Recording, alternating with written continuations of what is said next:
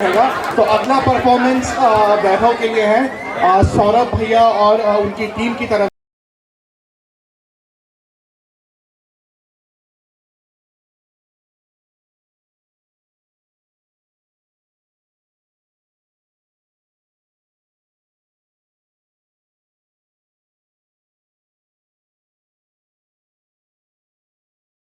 भाई ये अपनी पढ़ाई पूरी कर चुके होते हैं, लेकिन वो कुछ और ही ख्यालों में खोया रहता है।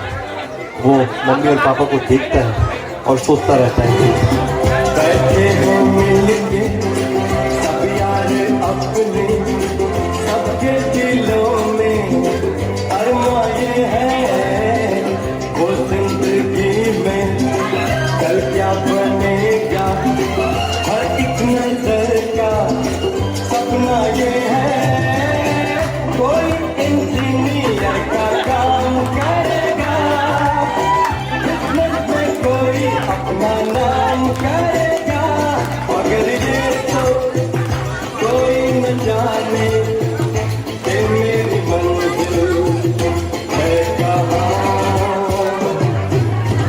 पापा कहते हैं बड़ा नाम करेगा।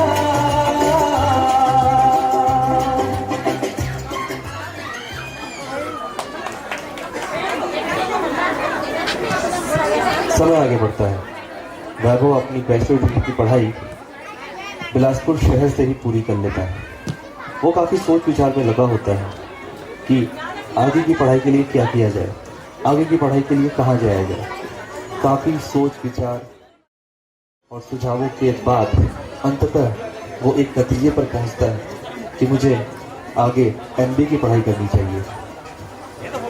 तो वो अपना करता है बैग पैक, घर वालों को करता है बाय बाय और सीधे कूच करता है पूना शहर की तरफ। और चलिए मिलते हैं वैभव से उसके पूना शहर के सफर के दौरान। दीवाना मैं चला बड़े प्यार से, दीवाना मैं चला उसे ढूंढने बड़े प्यार से, दीवाना मैं चला उसके घर क्या पता है हवा तू पता,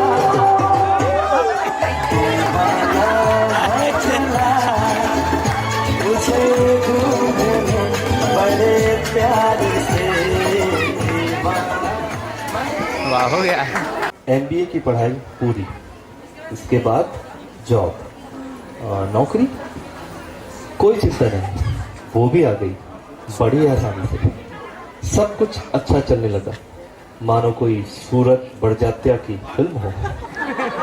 इस शुभ समय के बीच हमारे परिवार में 2 लक्ष्मियों का आगमन हुआ, वैभव की 2 भाभियों के रूप में। तो चलिए हम मिलते हैं इस घर के सबसे बड़े पुत्र और उनकी धर्मपत्नी सौरभ और नेहा से। इनसे मुलाकात भी जरूरी है इस कहानी को पूरा करने के लिए।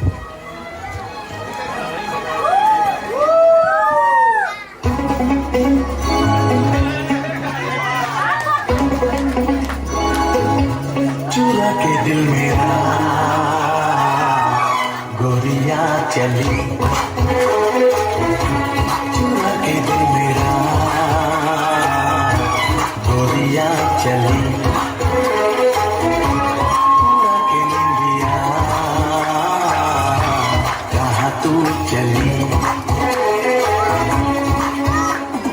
पागल हुआ दीवाना हुआ, पागल हुआ दीवाना हुआ, कैसी ये दिल की लगी, चुरा के दिल तेरा चली मैं चली, मुझे क्या पता कहाँ मैं चली, मंजिल मेरी बस तू ही तू, मंजिल मेरी बस तू ही तू, तेरी गली में चली। चुरा के दिल मेरा गोरिया चली चुरा के दिल तेरा चली मैं चली।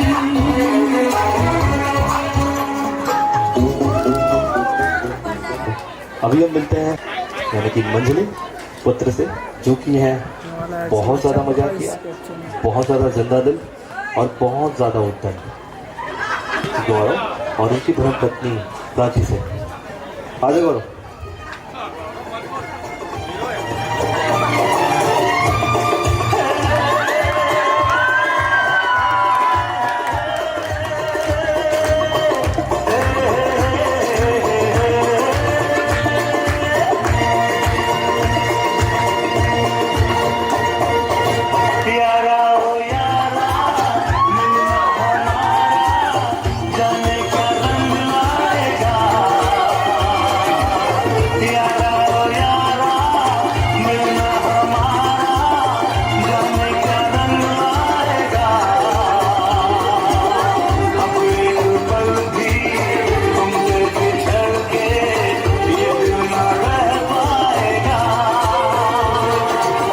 थोड़ा सा तू पागल थोड़ा सा दीवाना, मुझे दिल में रखना नजर में छुपाना, तेरा मेरा रिश्ता किसी ने न जाना।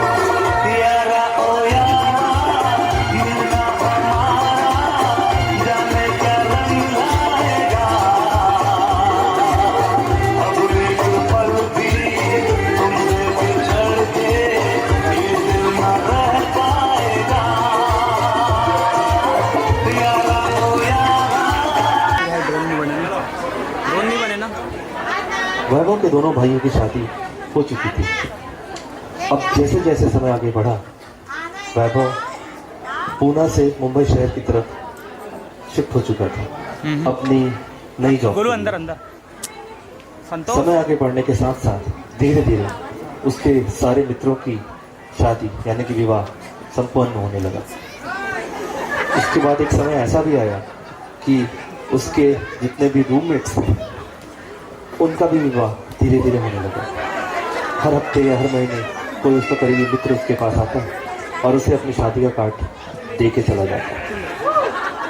अब वैभव धीरे धीरे इतने बड़े शहर मुंबई में अकेला सा होने लगा और वो सोचने लगा कि चलता है चक्कर चलाओ मेरी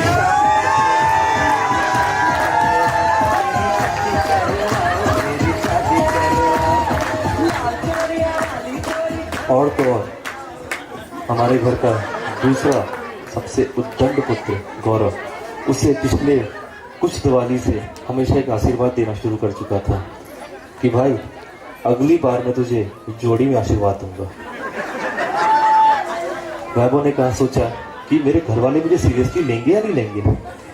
तो फाइनली घर वाले सीरियस हुए और आरंभ हुई ज्योति को खोजने की प्रक्रिया। लेकिन इस खोजने की प्रक्रिया के दौरान वैभव की जिंदगी में सिर्फ एक ही दुश्मन था और वो था देव सूद का महीना। ठीक है, काफी मुश्किलें हुई, काफी दिक्कतें आई, लेकिन वैसे भी किसी महान व्यक्ति और मेरे फेवरेट ने कहा है इतनी शिद्दत से मैंने तुम्हें पाने की कोशिश की है कि हर जर्रे ने मुझे तुमसे मिलाने की साजिश की है। कहते हैं अगर किसी चीज को दिल से चाहो तो पूरी कायनात उसे तुमसे मिलाने की कोशिश में लग जाती है। इन खूबसूरत लाइनों को सुनने के बाद हम आगे बढ़ते हैं और हम पहुंचते हैं एक ऐसे शुभ समय पर जिस पर अंततः मुलाकात हुई हमारे परिवार और ज्योति के परिवार के बीच। जब इन दोनों परिवारों के बीच मुलाकात हो रही थी तो मानो ऐसा लग रहा था कि वसंत ऋतु का आगमन हो गया है। मानो ऐसा लग रहा हो कि बैकग्राउंड में वायलिन बज रहे हैं। अब वैभव को अपनी ड्रीम गर्ल सामने दिख रही थी। हम दोनों भाई और दोनों भाभियां हम साफ साफ देख सकते थे वैभव की खुशी उसके चेहरे पे। हमने उनसे पूछा क्यों वैभव, क्या तुम्हें ज्योति पसंद है? वैभव ने बड़े शर्माते हुए कहा, पहले मम्मी से पूछ लेता हूँ। ओ मम्मी मम्मी, ओ डैडी डैडी, ओ मम्मी डैडी, हो जाओ रेडी, जिससे मेरी शादी होगी, जिससे मेरी शादी होगी। आज मैंने वो लड़की ढूंढ ली है। ओ मम्मी मम्मी, ओ डैडी डैडी, ओ मम्मी डैडी, हो जाओ रेडी, जिससे मेरी शादी होगी, जिससे मेरी शादी होगी। आज मैंने वो लड़की ढूंढ ली है। ओ मम्मी मम्मी,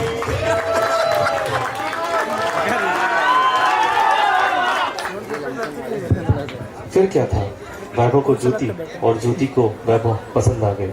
कोई भी लग गई 7 इनका सगाई का समारोह बहुत ही हर्षोल्लास के साथ संपन्न हुआ। संगीत समारोह तो आज हो रहा है। अब फाइनली अंततः इनके विवाह की शुभ बेला आ गई। लेकिन इस शुभ बेला में वरमाला का एक किस्सा मैं आप लोगों के समक्ष बांटना चाहता हूँ, शेयर करना चाहता हूँ। वैभव और ज्योति एक दूसरे को वरमाला पहनाने के लिए तैयार थे। वैभव जैसे ही स्टेज पे गया और अपना हाथ वरमाला पहनाने के लिए ऊपर उठाने लगा, तब कुछ ऐसा हुआ।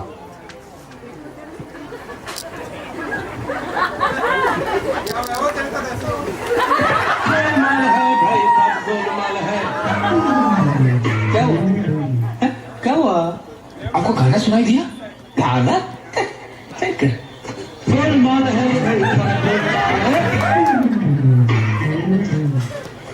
आपको गाना नहीं सुनाई दे रहा? कौन सा गाना साफ सुनाई दे रहा है?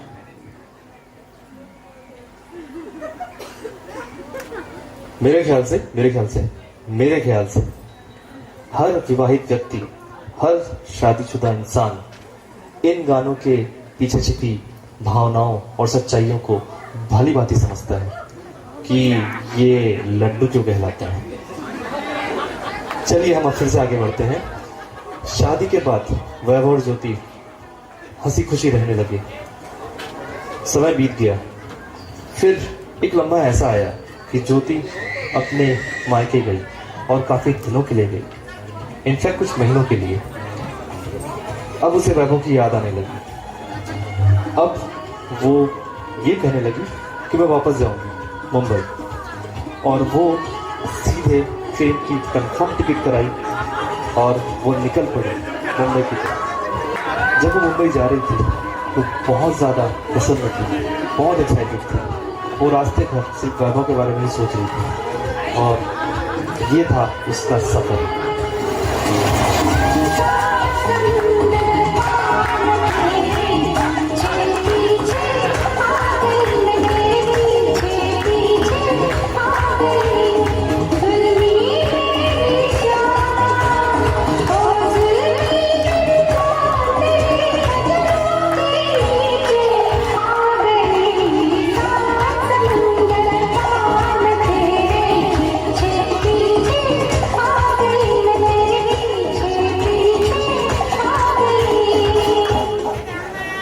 ज्योति मुंबई पहुंच चुकी थी उसके अपने घर पे। उसे ऐसा लगा कि उसका हीरो, उसका शाहरुख उसका इंतजार कर रहा होगा। वो घर पहुंची काफी हाई एक्सपेक्टेशन के साथ, बट ये क्या, उसने देखा कि उसका शाहरुख तो अनुपम खेर बन गया है। इसका कारण ये था कि वैभव अपने ऑफिस के काम में दिन रात लगा रहता था। वो अपने ऑफिस के प्रोजेक्ट्स में फंस कर रह गया था, बट वैभव करता भी तो क्या करता। उसका रिलायंस का प्रोजेक्ट खत्म ही नहीं हो रहा था। ज्योति काफी गुस्सा हो गई। वो सोचने लगी, ये जब देखो तब जियो जियो जियो करते रहता है, ऐसे कैसे चलेगा। और वो रूठ गई।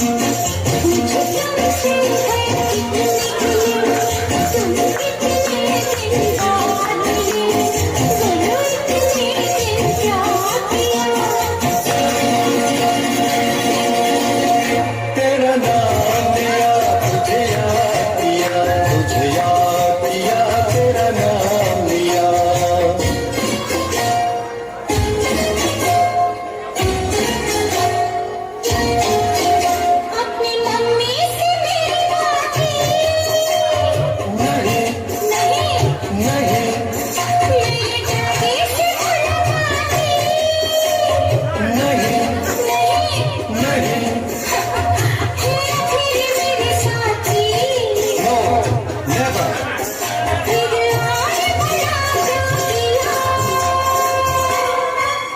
तेरा नाम लिया, तुझे याद किया, तेरा नाम लिया, तुझे याद किया, तेरा नाम लिया, तुझे याद किया।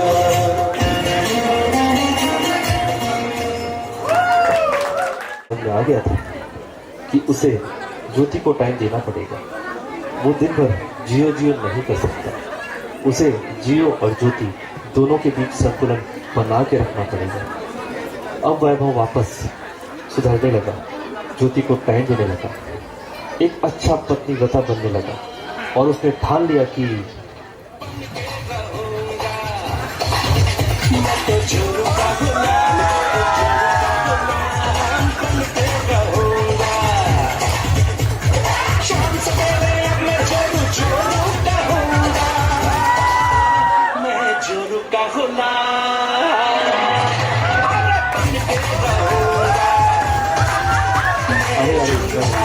मेरे ख्याल से गलत गाना अपलोड हो गया, सॉरी फॉर दैट, क्षमा चाहता हूँ। एक्चुअल में ये हुआ कि ज्योति की नाराजगी खत्म हो गई और उसे लगा कि शाहरुख ना सही, मेरा अपना हीरो मुझे वापस मिल गया और ज्योति के ख्यालात बदलने लगे और वो ये सोचने लगी कि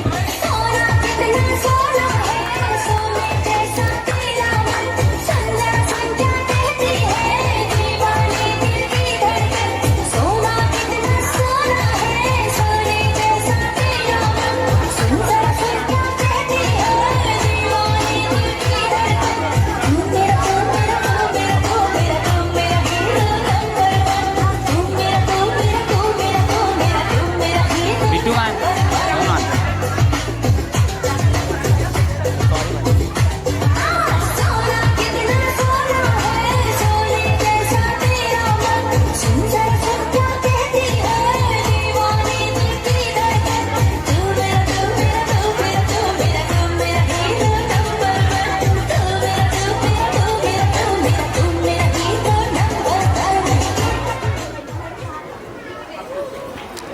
तरह से रूठने मराने के बीच, हंसी खुशी दुख के बीच ये कहानी चलती रही और चलती ही रहेगी। तो इसे हम इस कहानी का सुखद अंत तो नहीं कह सकते, हम कह सकते हैं कि इसका एक सुखद आरंभ हुआ। लेकिन इस बीच वैभव को कुछ डाउट थे, कुछ संदेह थे। वो अब दोनों भाइयों की तरफ मुड़ा, हमारे पास आया और उसने पूछा, भाई ये इतना कॉम्प्लिकेटेड क्यों है? तो हम दोनों भाइयों ने कहा, वैभव तुझे याद है वरमाला के दौरान एक गाना बज रहा था, गोलमाल है भाई, सब गोलमाल है। वैभव ने कहा, हाँ हाँ मुझे बिल्कुल याद है। तो हम दोनों भाइयों ने कहा, वो इंडिकेशन था कि ये कितना कॉम्प्लिकेटेड है, यानी कि गोलमाल है। लेकिन हम दोनों भाइयों ने उसे सिर्फ एक ही गुरु ज्ञान दिया, जिसके बाद वैभव की गाड़ी बहुत स्मूथली चलने लगी और वो लाइन थी कि पुरुष कल भी आभारी था, आज भी आभारी है और हमेशा भारी रहेगा, और नारी कल भी भारी थी, आज भी भारी है और हमेशा भारी रहेगी। बड़ी बात पकड़ा, अब वो दोनों हंसी खुशी रहने लगे। तो इस तरह से पूरा होता है हमारा परिवार, और हम चाहते हैं कि आप हम सभी को, इस पूरे परिवार को और स्पेशली वैभव ज्योति को बहुत सारे आशीर्वाद दें उनकी सुखद जीवन की कामना के लिए। धन्यवाद। हम साथ साथ हैं,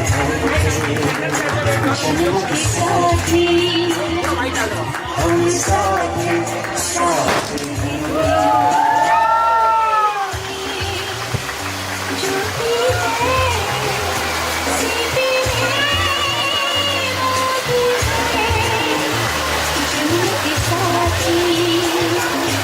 हम साथ साथ हैं।